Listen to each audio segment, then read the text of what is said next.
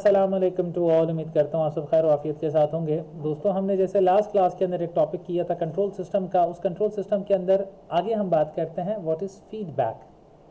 Feedback का मतलब यह है कि जो आउटपुट आप एक्सपेक्ट कर रहे थे और वैसा आउटपुट अगर आपको ना मिले तो ये जो सिस्टम आपको अलार्म करेगा, हम उसको कहेंगे फीडबैक। फीडबैक नेचुरली बॉडी के अंदर भी होता है और दूसरे बहुत सारे सिस्टम्स के अंदर फीडबैक होता है। एग्जाम्पल के तौर पे ये एग्जाम्पल लेते हैं, ब्लड के अंदर ग्लूकोज रिलीज करना है या नहीं करना। उसके लिए हम क्या करें कि सबसे पहले तो ये देखें कि ब्लड के अंदर ग्लूकोज रिलीज होता है या नहीं होगा। तो हमने पहले ये देखा कि लो ब्लड ग्लूकोज, जैसे लो ब्लड ग्लूकोज का सिग्नल हमें मिला तो अल्टीमेटली ये सिग्नल किसके पास फीड हुआ? पैनक्रियास के पास। पैनक्रियास ने ग्लाइकोजन रिलीज किया बाय अल्फा सेल्स और फिर वो किधर आया? लिवर के अंदर आया और लिवर ने अल्टीमेटली ब्लड के अंदर ग्लूकोज को रिलीज करना स्टार्ट कर दिया। जो आप यहाँ पे देख रहे थे कि स्टार्टिंग के अंदर ग्लूकोज का काउंट बहुत ज़्यादा कम था, लिवर ने जैसे ग्लूकोज ब्लड के अंदर रिलीज किया तो ये ब्लड के अंदर ग्लूकोज ज़्यादा हो गया। मगर इसके साथ साथ हमें ये भी तो देखना है कि बहुत ज़्यादा ग्लूकोज ना आ जाए ब्लड के अंदर, वरना अल्टीमेटली ब्लड क्लॉट की तरफ जाएगा, यानी बहुत गाढ़ा होने लगेगा। तो इसकी वजह से हमने ये देखा कि हाई ब्लड ग्लूकोज लेवल है, तो फिर ये वाला सिग्नल किसके पास गया? अगेन पैनक्रियास के पास गया। पैनक्रियास ने ये वाला सिग्नल इंसुलिन को दिया और इंसुलिन ने fat cells take glucose from the blood. अब ये जो फैट सेल थे वो ब्लड के अंदर जो excess amount of the glucose था उसको फैट सेल ने अपने अंदर कंज्यूम कर लिया ताकि ब्लड का ग्लूकोज लेवल फिर से मेंटेन रहे। सिमिलरली दूसरी अगर हम एग्जांपल देखते हैं तो इसके अंदर एक डॉक्टर साहब हैं जो कि आंखों का ऑपरेशन कर रहे हैं। अब इसके अंदर हमने देखा कि ये कैमरा है और कैमरे से अल्टीमेटली हम देखेंगे और लेज़र की ट्रीटमेंट के थ्रू आंखों का ऑपरेशन किया जाएगा, ऑप्थेल्मोलॉजिस्ट करेंगे। अब हमारे पास ये सिस्टम है जिसके अंदर हमारे पास कैमरा है, कैमरे से अल्टीमेटली हमारे पास कंट्रोलर है कनेक्टेड, कंट्रोलर के बाद आर्गॉन लेज़र है और आर्गॉन लेज़र की मदद से हम ये जो है आंखों का ऑपरेशन हम करेंगे।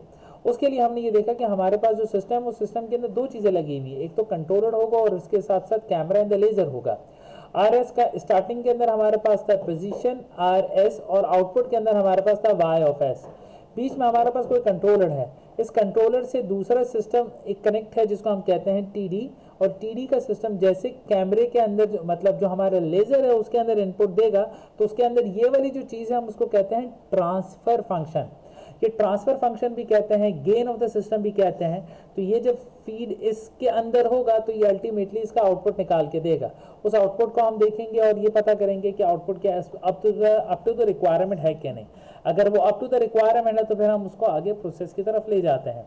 सिमिलरली एक दूसरी एग्जाम्पल हम देखते हैं जिसके अंदर हमारे पास कार है, क्रूज कंट्रोल सिस्टम है। क्रूज कंट्रोल सिस्टम के अंदर हम ये देखना चाहते हैं कि डिज़ायर कोर्स ऑफ ट्रैवल, किस डायरेक्शन के अंदर आपको ट्रैवल करना है। ड्राइवर के पास जाएगा, ड्राइवर अल्टीमेटली स्टीयरिंग मैकेनिज्म के पास जाएगा, ऑटोमोबाइल के पास जाएगा और उसका आउटपुट निकल के आएगा।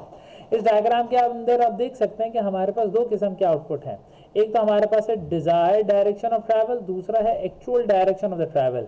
हम इस डायरेक्शन में रहे हैं मगर हमें जाना इस डायरेक्शन में है, तो इसका मतलब इस केस के अंदर हमारा कंट्रोल आउट है। तो उस कंट्रोल आउट को हम फिर मेजर करेंगे किसके अंदर? Measurement visual and tactile.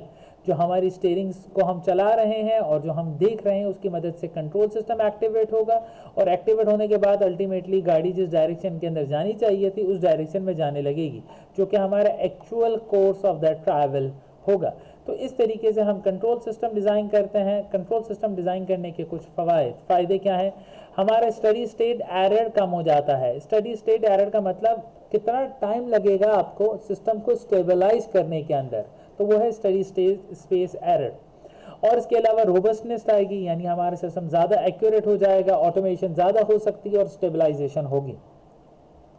और इसके अलावा इसके ड्रॉबैक्स ये भी हैं कि फीडबैक जैसे इसके अंदर आता है तो अगर पॉजिटिव फीडबैक है तो सिस्टम बेहतर परफॉर्म करने लगेगा, अगर नेगेटिव सिस्टम है तो सिस्टम के आउटपुट के अंदर कुछ ना कुछ फ़र्क आएगा।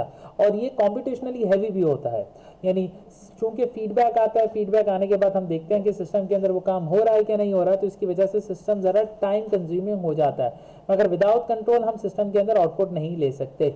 अब हम नेक्स्ट क्लास के अंदर ये देखेंगे, नेक्स्ट लेक्चर के अंदर कि ये किस तरीके से काम करता है। उम्मीद करता हूँ आपको मेरा ये लेक्चर समझ आया होगा। Thank you very much.